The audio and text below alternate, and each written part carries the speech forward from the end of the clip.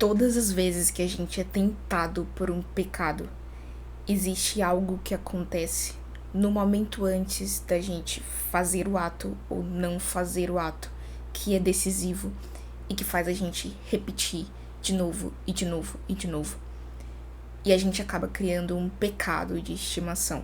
Às vezes até parece que a gente conseguiu vencer aquele pecado, mas depois de uma semana ou depois de um mês, a gente cai de novo. É como o apóstolo Paulo fala: o bem que eu quero fazer, esse eu não faço, mas o mal que eu não quero, este eu faço. Neste vídeo daqui eu vou te mostrar como que eu, Débora, consegui quebrar esse ciclo que, acredite em mim, durou anos e anos, mas eu consegui matar de uma vez por todas esse mal pela raiz e vencer esse pecado de estimação. Fala, varão e varoa do Senhor, meu nome é Débora Oliveira, sejam muito bem-vindos ao meu canal e hoje a gente vai falar sobre como vencer esse pecado de estimação, vencer essa iniquidade que sempre faz a gente cair no mesmo erro.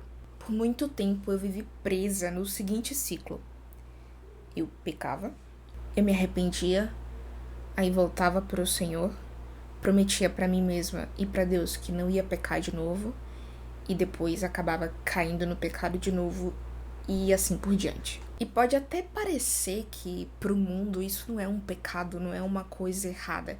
Mas sabe quando você sente que incomoda lá dentro, que tem alguma coisa que não tá certa? Porque é o Espírito Santo falando com a gente, é o Espírito Santo incomodando de que aquilo não tá legal. Então é aquela luta entre a carne e o espírito. Por isso que a gente sente esse incômodo e se sente tão mal quando comete aquele ato. Só que aconteceu uma coisa. Eu tava numa ministração da igreja, num culto de domingo, e eu levei uma chipuletada do Espírito Santo. Não foi nem questão da irmãzinha do coque chegar e revelar pra mim, não foi isso não. Mas eu senti que aquilo era totalmente comigo. E é uma igreja grande, onde tem várias e várias pessoas, mas sabe quando você sente que o Espírito Santo tá ali falando e ministrando ao seu coração? Então, eu levei uma bela de uma chipuletada e naquele mesmo instante que eu já tava ouvindo a palavra, eu já comecei a agir em prol de que eu não cometesse mais esse ato. E eu fiz algo muito importante, que foi totalmente decisivo para que eu realmente não caísse nesse ciclo novamente. E é isso que eu quero te passar hoje. Vamos dizer que esse passo a passo e o que foi que eu entendi da ministração e como que isso me ajudou a romper esse pecado de estimação. Então vamos para a palavra. Eu te convido a você abrir a tua Bíblia física no livro de Tiago, capítulo 4, versículo 7. Tiago, no capítulo 4, versículo 7, diz assim: portanto, submetam-se a Deus, resistam ao diabo, e ele fugirá de vocês. Depois continua: aproximem-se de Deus, e ele se aproximará de vocês. O que é realmente se submeter a Deus? O que é submissão a Deus? Se submeter não é só uma questão de você baixar a cabeça e obedecer. Até porque nós somos filhos de Deus. Ele não é o nosso patrão. Claro que nós servimos a Deus, mas é por amor, é por livre e espontânea vontade. Então, se submeter a Deus é abrir mão do controle e dar esse controle a Deus por vontade própria. Porque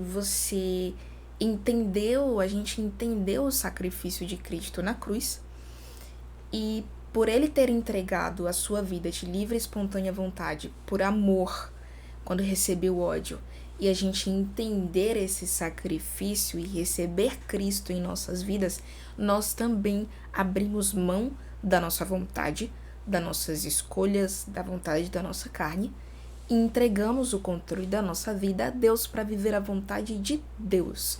Então isso é se submeter a Deus, é abrir mão do controle por livre e espontânea vontade. Só que muitas vezes a gente fala: Deus, eu te entrego, eu me entrego, eu me rendo. Os louvores todos. Só que, será que a gente está se rendendo mesmo na prática? No dia a dia? Quantas vezes a gente entrega o controle e acontece alguma coisa, a gente vai lá e pega o controle de volta. Então, eu acho que o primeiro ponto que eu comecei a perceber foi isso na ministração. E a continuação do versículo também, que no versículo 8 fala de a gente se aproximar mais de Deus e se submeter a Deus. E se aproximar mais de Deus está totalmente conectado uma coisa com a outra. Quanto mais eu me aproximo de Deus, mais eu vou querer me submeter a Ele por livre e espontânea vontade. E o versículo fala que quando a gente se submete a Deus, a gente consegue resistir ao diabo. E assim ele fugirá de nós. Então, tem uma condição. Primeiro a gente precisa se submeter. E assim a gente vai ter força para poder resistir, força espiritual, e por consequência o diabo vai fugir da gente. E aí eu entendi outra coisa também que tem a ver com submissão. E essa parte de resistir. Não dá pra gente brincar com a tentação. Na hora da tentação, não é o momento de negociar. Muitas vezes eu me via namorando com o pecado, namorando com a tentação. Parece que a gente quer disputar na força do braço para ver quem é mais forte. E não é assim, a gente tem que agir igual a José. Veio a mulher de Potifar e aí, ele saiu correndo. Não foi tanto que sem querer acabou deixando o manto dele lá, né? E ela usou isso como arma, enfim, para jogar ele na prisão. Mas o fato é, não podemos negociar, não podemos namorar, não podemos negociar com a tentação.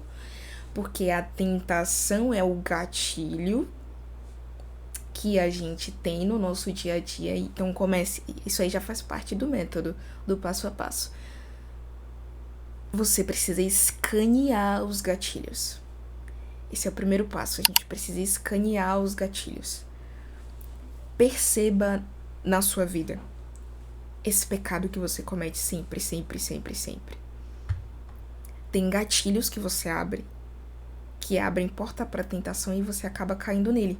Então a primeira coisa que a gente precisa fazer é esquadrinhar a nossa vida e perceber os gatilhos. É algum jogo? É algum aplicativo? É algo que você costuma assistir? É alguém com quem você costuma andar? Você precisa escanear esses gatilhos para que você não tenha mais esses gatilhos e retirar esses gatilhos. Isso é essencial. Se você não retirar os gatilhos da tentação, você vai continuar caindo no mesmo erro. É igual um recuperado de usuário de drogas voltar a andar na Cracolândia. Não dá certo. A segunda coisa que eu fiz, depois de retirar todos esses gatilhos, descobrir os gatilhos e retirar eles, foi todas as vezes que viesse um pensamento referente àquele pecado, eu repreendia, não ficava alimentando os pensamentos, aprendi a repreender logo, quebrar logo ali e na mesma hora já substituir com alguma coisa positiva. Seja um louvor, uma oração, uma leitura, fazer alguma coisa boa, sair para andar, caminhar, qualquer outra coisa, mas não alimentar aquele pensamento. E o terceiro e último passo, mas esse aqui é muito, muito, muito importante, não é à toa que ele é o último. Eu comecei a andar mais com pessoas que querem a mesma coisa que eu. Com pessoas que também estão buscando mais a Deus. Então eu comecei a ter mais comunhão com pessoas que têm o mesmo objetivo que eu, que têm o mesmo alvo que eu, que é Cristo. E isso, querendo ou não, me fez começar a criar mais hábitos saudáveis de relacionamento com Deus. Hábitos do dia a dia mesmo.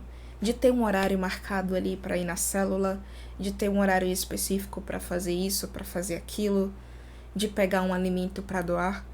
Então a gente, querendo ou não, limpa tudo aquilo que era ruim, tudo aquilo que era os gatilhos e substitui com coisas boas. E ao mesmo tempo que eu comecei a ter mais comunhão com os irmãos, com as irmãs, eu também me aproximei mais de Deus. Porque uma coisa vai puxando outra. Assim como fala que um abismo puxa outro abismo, uma coisa boa também puxa outra coisa boa. Então, ao mesmo tempo que você começa a ter mais comunhão na igreja e etc., aí você lê mais a Bíblia, aí você louva mais. Aí você vai se aproximando mais de Deus, vai criando mais intimidade, vai orando mais.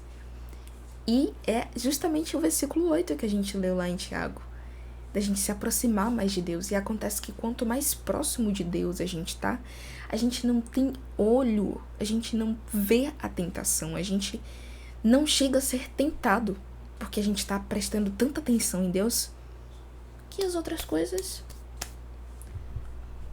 tanto faz, tanto fez.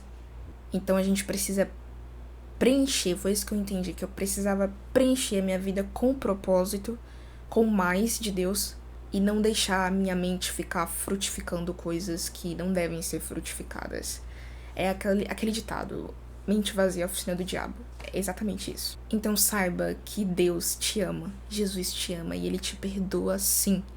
Não desista de resistir ao diabo. Não desista de lutar contra a sua carne. E sim, Deus vai te perdoar. Mas aqui tá aquele ponto que eu te falei. No momento da pregação, eu decidi, eu escolhi e eu permaneci na minha decisão. Eu falei que isso aqui é inegociável. Foi isso, essa palavra que a pastora ministrou. Tem relacionamento com Deus, tem coisas que são inegociáveis e não dá pra negociar com o pecado. Então foi exatamente isso que eu fiz. Eu entendi que Deus me ama, que Ele me perdoa, mas que Ele quer ir mais profundo comigo, que dá pra viver uma história linda de amor com Deus e que pra isso eu precisava me posicionar contra coisas que não são negociáveis. Não é negociável. Saiba que Jesus te ama e Ele te perdoa, mas Ele quer dar mais um passo com você. E mais um, e mais um, e mais um. E para te ajudar com esses passos, com a sua prática com Deus, eu fiz esse vídeo daqui falando sobre 5 hábitos que são inegociáveis para todo o cristão. Vou colocar o link dele aqui na descrição. Muito obrigada pela tua companhia. Se esse vídeo daqui foi útil para você, não esquece de se inscrever no meu canal e de deixar o teu like, que me ajuda muito, tá bom? Um grande beijo, fica com Deus, Deus te abençoe e até mais. Tchau, tchau.